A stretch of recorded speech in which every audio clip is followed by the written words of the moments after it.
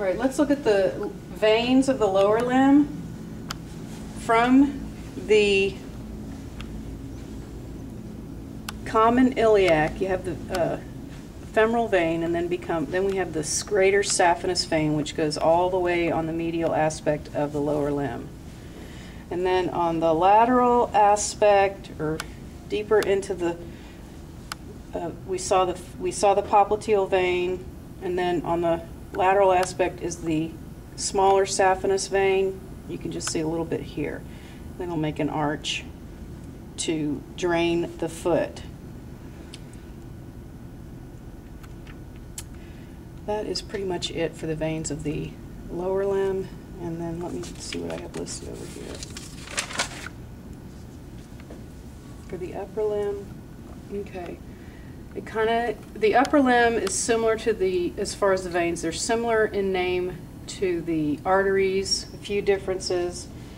We have brachiocephalic, here's a subclavian vein, jugular vein, and then this will be the subclavian down here. No, that's axillary, sorry. And then brachial vein this way. And this one here is the cephalic. Now remember, veins are bringing blood in this direction. So this is called the cephalic because it's bringing blood towards the head. And then on the medial side is the brachial vein. And then again, on the lateral aspect, we have a radial vein. On the medial aspect, ulnar vein. And they anastomose into an arch and drain the fingers with digital veins. And then in between the two is the median cubital vein. That is sort of an anastomose between the two sides. That's pretty much it. The cephalic actually continues all the way through here. And then here's the radial vein down here. Okay. I think that's it. Now, when you're talking about the liver, all the internal organs, including the spleen, the stomach, the small intestines, they will drain the, this one you have to pretty much look at in your lab manual. Yeah, they have a good description now, they didn't before.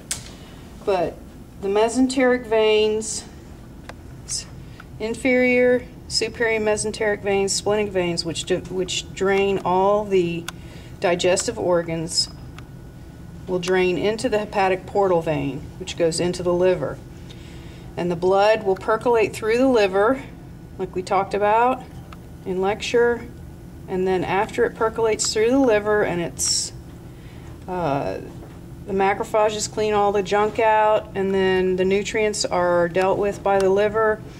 The blood will then go from the hepatic veins into the inferior vena cava and then into the right atrium and then to the lungs for oxygenation. So blood that goes into the liver is nutrient rich and oxygen poor. So that's pretty much what you need to know for your vascular system. Remember, along with renal arteries are renal veins, splenic arteries, splenic veins. Okay. And this is all weird and messed up right here. Yeah. Yeah, right, because that should be the that should be the left subclavian, that should be the common carotid, and this should be the brachiocephalic. So it's kind of messed up there. Okay.